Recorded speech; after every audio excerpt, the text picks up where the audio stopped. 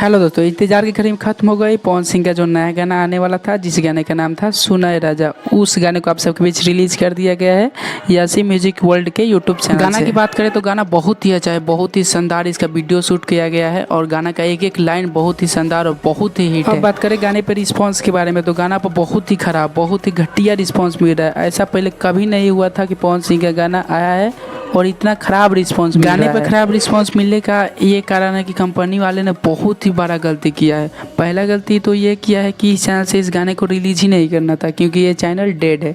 और दूसरा गलती ये है कि इसका टाइम था पहले सुबह रिलीज किया जाएगा, उसके बाद हुआ कि शाम को 3 बजे, उसके बाद 3 बजे भी रिलीज नहीं किया गया और अब रात में इस गाने को रिलीज किया गया। जब मैं यह वीडियो बना रहा हूँ, गाना आए हुए लगभग 1 घंटा हो चुका है और गाना पर अभी 2000 लाइक भी नहीं मिला है, बताओ। और Pawan Singh new song search करने पर भी ये गाना यूट्यूब पर नहीं आ रहा है। छोड़िए, क्या ही कहा जाए इन लोगों को। जाइए आप लोग गाना को सुनिए, यासी म्यूजिक वर्ल्ड के यूट्यूब चैनल पर गाना को अपलोड किया गया है। गाना बहुत ही अच्छा है, जाइए आप लोग एक बार इस गाने को जरूर सुनिए और हमें नीचे कमेंट बॉक्स में बताइएगा कि गाना कैसा लगा आप लोगों को।